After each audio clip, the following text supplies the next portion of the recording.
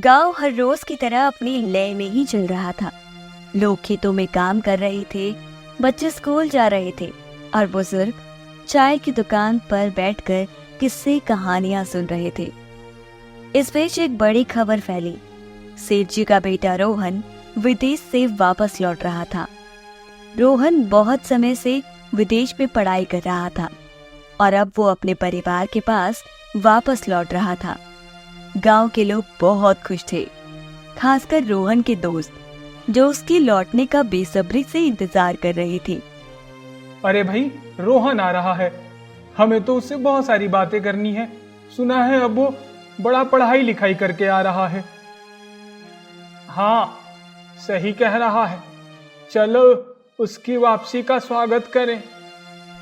अगले दिन रोहन गांव वापस आ गया।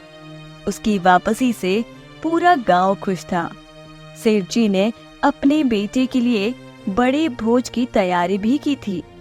घर के हर कोने में रंग बिरंगी रोशनी थी और तरह तरह की स्वादिष्ट पकवानों की खुशबू पूरे गांव में फैल रही थी।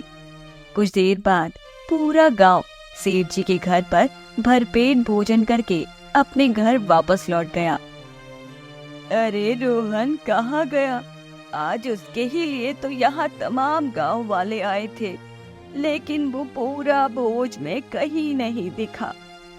रोहन की माँ रोहन को बाहर ढूंढ रही थी। वही इधर बिना खाना खाए रोहन अपने कमरे में आराम कर रहा था। अपने बिस्तर पर लेटा रोहन बार बार करवट बदल रहा था, लेकिन नींद उससे कोसों दूर थी। पता नहीं क्यों, लेकिन जब से गांव आया हूँ बड़ी अजीब सा महसूस हो रहा है। ऊपर से नींद भी नहीं आ रही है। रोहन को ढूंढते ढूंढते उसकी माँ उसके कमरे में आई तो रोहन का चेहरा उतरा हुआ था। माँ ने चिंता करते हुए पूछा, बेटा क्या हुआ? तुम आज पूरे भोज में कहीं दिखे नहीं, और ये क्या, तुम्हारी आंखें इतनी लाल क्यों हो रही हैं? लगता है थकान हो गई है, पर पहले खाना खा लो, फिर आराम कर लेना। माँ, मुझे बहुत थकावट महसूस हो रही है और शरीर में हल्की हल्की जलन भी हो रही है, इसलिए अभी खाना खाने का मन नहीं है। बस थोड़ा आराम कर लूं तो शायद बेहतर महसूस करूंगा। जैसे ही रात ढलने लगी, रोहन की तबीयत और बिगड़ने लगी। बुखार तेज हो गया, सर दर्द असहनीय था और उसकी त्वचा पर छोटे छोटे अजीब से दाने निकलने लगे। घर का माहौल अचानक से बदल गया। पहले जहां हंसी खुशी का माहौल बना हुआ था, अब वहां चिंता और बेचैनी ने जगह ले ली थी। सेठ और उनकी पत्नी कमरे के बाहर खड़े परेशान होने लगी थी। अजी, मुझे तो रोहन की तबीयत बहुत खराब लग रही है। मेरा दिल बेचैन हो रहा है। हाँ, मुझे भी कुछ अच्छा महसूस नहीं हो रहा है। ये कहकर सेठ जी ने एक बार फिर रोहन के कमरे में झांकते हुए देखा तो अंदर रोहन बिस्तर पर लेटा हुआ था। उसके माथे पर पसीना था और वो बेचैनी से करवट बदल रहा था। उसकी सांसें भी तेज हो रही थी। कुछ तो गड़बड़ है। रोहन की तबीयत ऐसे तो पहले कभी खराब नहीं हुई। डॉक्टर को तुरंत बुलाना पड़ेगा। हाँ जी, आप जल्दी से डॉक्टर साहब को बुला लीजिए। मेरा दिल बहुत घबरा रहा है। सेठ जी तुरंत डॉक्टर को फोन करने के लिए बाहर निकल गए। घर में सन्नाटा छा गया। माँ रोहन के पास बैठकर उसका माथा सहला रही थी। उनकी आंखों में आंसू थे। कुछ देर बाद डॉक्टर की गाड़ी की आवाज सुनाई दी। गाड़ी रुकते ही डॉक्टर साहब अपने बैग के साथ जल्दी से घर के अंदर आए। घर का माहौल बिल्कुल शांत था। सेठ जी, कहाँ है रोहन? मैं उसे देखता हूँ। अंदर कमरे में है डॉक्टर साहब। उसकी हालत अचानक बहुत खराब हो गई है। डॉक्टर कमरे में दाखिल होते हैं और रोहन को देखकर तुरंत उसकी जांच करने लगे। रोहन की त्वचा पर फैले दानों को देखकर डॉक्टर का चेहरा गंभीर होने लगा। सेठ जी, ये मंकी पॉक्स के लक्षण लग रहे हैं। हमें जल्द से जल्द जांच और उपचार शुरू करना होगा। आप घबराइए मत, मैं सब देख लूंगा। डॉक्टर की बात सुनकर सेठ जी और उनकी पत्नी के चेहरों पर चिंता और बढ़ गई। घर का सारा माहौल अब तनावपूर्ण हो चुका था और हर कोई रोहन की तबीयत को लेकर बेहद परेशान था। अगले दिन गांव की चौपाल पर बैठे लोग रोज की तरह अपने अपने काम के बाद आराम फरमा रहे थे। हल्की हल्की हवा बह रही थी। तभी अचानक एक व्यक्ति दौड़ता हुआ चौपाल पर आया। उसकी सांसें फूली हुई थी और चेहरे पर घबराहट थी। गांव के लोग उसे देखकर चौकन्ना हो गए। अरे भाई, तुमने सुना? सेठ जी के बेटे को कोई अजीब बीमारी हो गई है। उसका पूरा शरीर दानों से भर गया है। क्या कह रहे हो? ये कैसे हो सकता है? मैंने तो सुना था वो अभी अभी विदेश से लौटा है। हाँ, वही। कहते हैं कि उसे कोई विदेश से लाई हुई खतरनाक बीमारी हो गई है। कोई बंदर से फैलने वाली बीमारी। क्या नाम बता रहे थे? कुछ मंकी पता नहीं, कुछ ऐसा ही बता रहे थे। ये सुनते ही चौपाल पर बैठे सभी लोग चौंक गए। सबके चेहरे पर डर की झलक साफ दिखाई देने लगी। अब तक शांत माहौल में एक अजीब सी बेचैनी फैल गई थी। लोगों की बातचीत ने धीरे धीरे अफवाहों का रूप लेना शुरू कर दिया। अरे मंकी पॉक्स बताया होगा। ये तो बहुत खतरनाक बीमारी है। मैंने सुना है यह बीमारी छूने से फैलती है। कहीं ये हमारे गांव में न फैल जाए। अरे नहीं भाई, मैंने सुना है ये बीमारी हवा से फैलती है। अगर रोहन के पास से कोई भी गुजरेगा तो उससे भी ये बीमारी लग सकती है। हमें सावधान रहना पड़ेगा। धीरे धीरे पूरे गांव में रोहन की बीमारी की खबर जंगल की आग की तरफ फैलने लगी। हर कोई अपनी अपनी राय देने लगा और अफवाहें बढ़ने लगी। किसी ने कहा ये बीमारी बहुत घातक है, तो किसी ने कहा कि इसका कोई इलाज नहीं। रोहन की बीमारी का पता लगते ही गांव का पूरा माहौल बदल गया था। लोग चौपाल पर इकट्ठा होकर उस बीमारी को लेकर खुसुर पुसुर करने लगे। बच्चों को घरों के अंदर बंद कर दिया गया और महिलाएं दरवाजे पर आकर चिंता भरे चेहरों से एक दूसरे से बात करने लगी। सुनो, मैंने तो अपने बच्चों को घर में बंद कर दिया है। पता नहीं ये बीमारी किस तरह से फैलती है।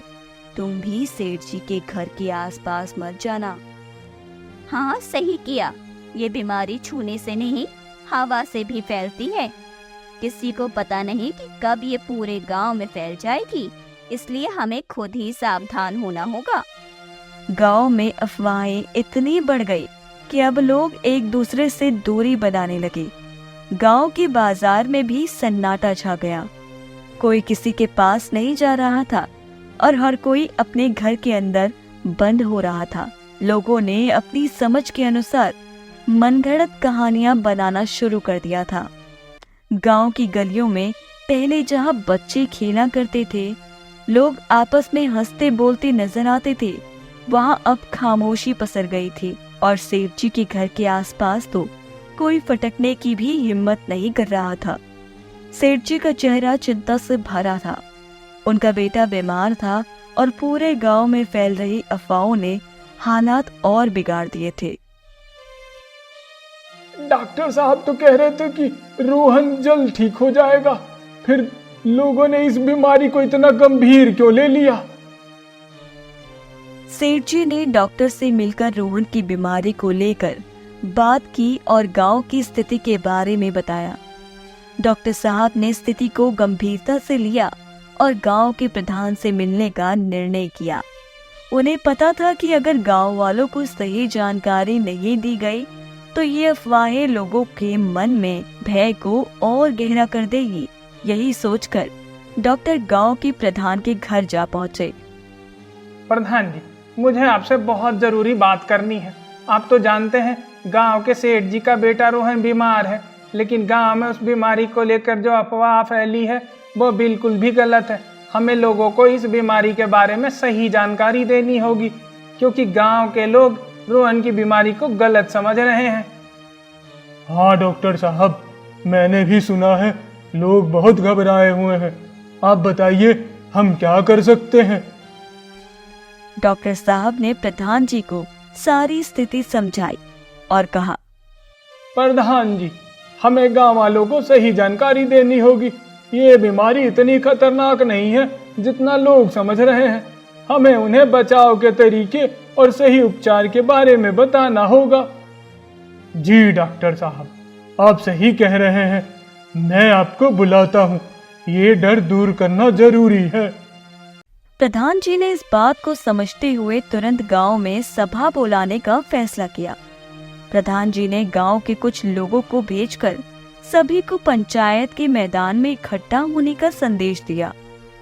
थोड़ी ही देर में पूरे गांव के लोग पंचायत भवन के पास जमा हो गए।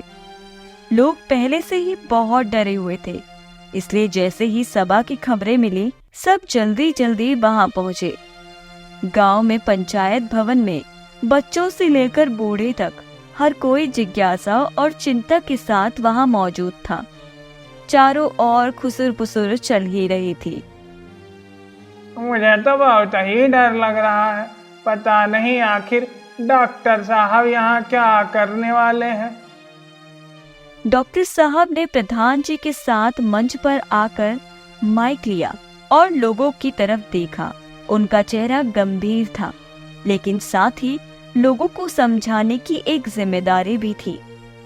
देखिए, मुझे पता है आप सब बहुत परेशान हैं, लेकिन घबराइए मत। मैं आपको मंकी पॉक्स के बारे में सही जानकारी देना चाहता हूँ, ताकि आप सब सच को समझ सके और अफवाहों पर ध्यान न दें। गांव वाले ध्यान से डॉक्टर की बात सुनने लगे।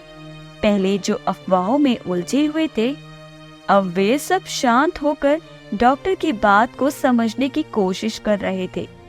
देखिए, मंकी पॉक्स एक वायरस से फैलने वाली बीमारी है। यह छूने से नहीं फैलती।